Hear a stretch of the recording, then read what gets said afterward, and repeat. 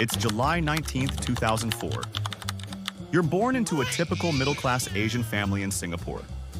Your parents believe in the usual traditional path: study hard, go to college, become something like a doctor, lawyer, or an engineer.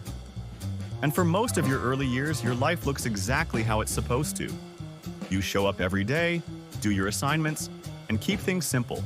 But your head is somewhere far from that classroom, because the second you get home, you start up your PC. Just another typical gamer kid, spending hours online every day. A Minecraft addict. And not the peaceful kind either. You're playing on competitive servers like Cosmic PvP, where people don't just play. They scam, they flip accounts, and they manipulate. Eventually, you start to enjoy it. At first, it's just a game. But the more time you spend on those servers, the more you realize there's something else going on beneath the surface. It's not just about fighting or building anymore. It's about outplaying people, outsmarting them, getting ahead. And honestly, you get kind of addicted to it. So one day you decide to test it. You throw together a fake account listing, fake screenshots, made up stats. It takes you maybe 15 minutes.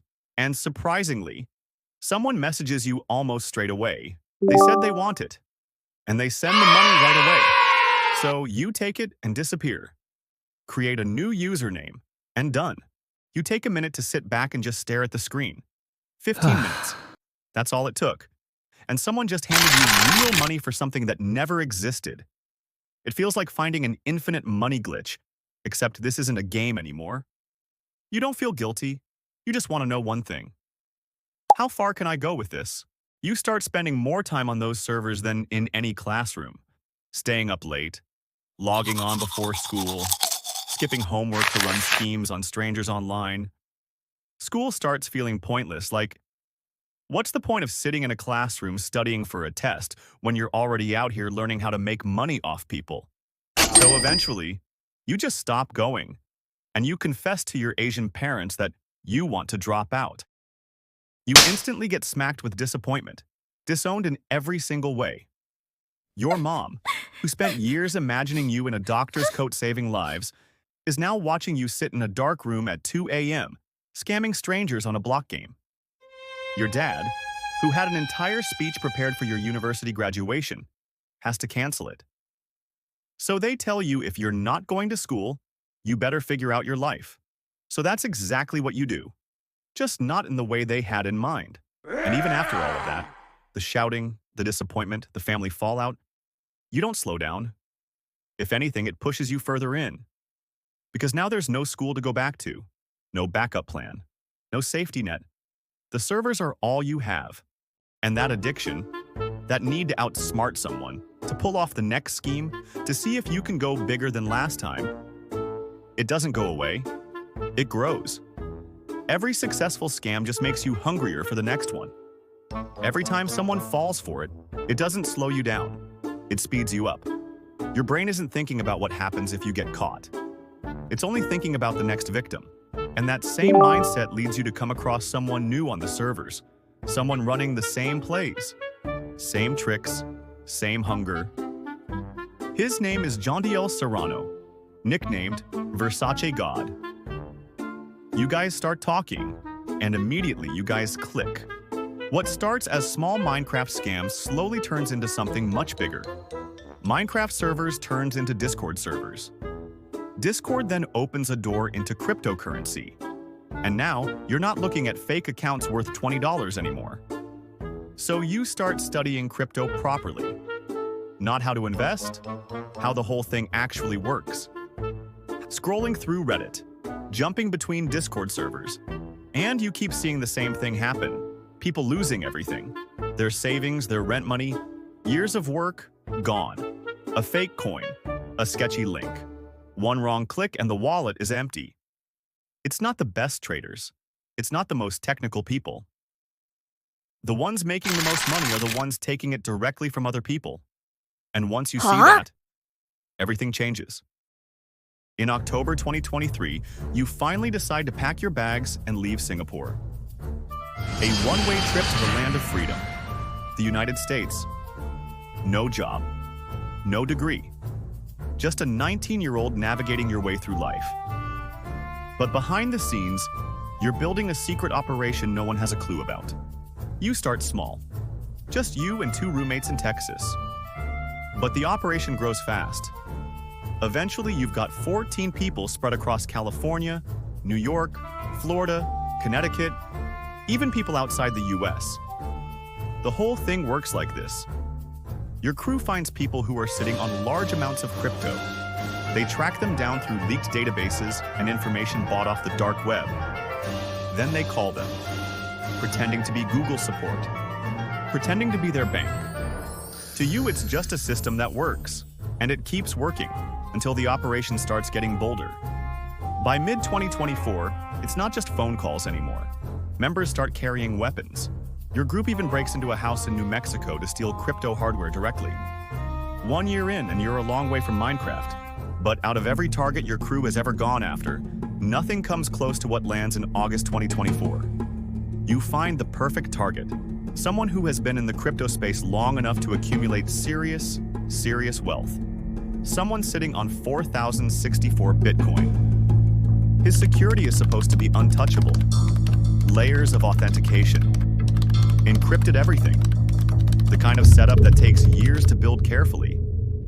On paper, this is the worst person in the world to go after. But you've learned something about security that most people never consider. It doesn't matter how strong the walls are if you can make someone open the door themselves. The plan is simple, and none of it involves hacking a single thing. It starts with a phone call from your crew member, Veer Chital, known online as Wiz. He calls the victim using a spoofed number.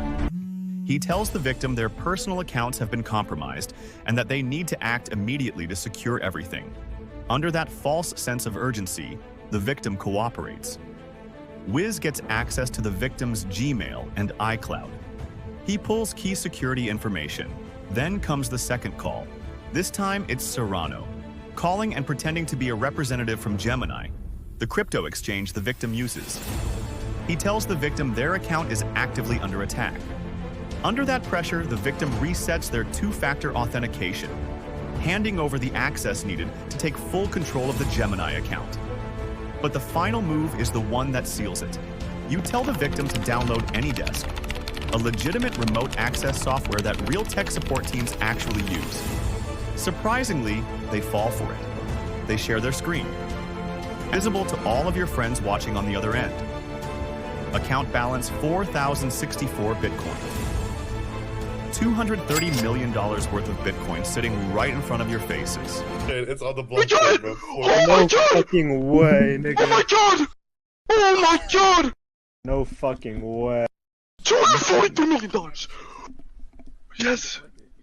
Holy fuck, nigga. Oh my god! Oh my god!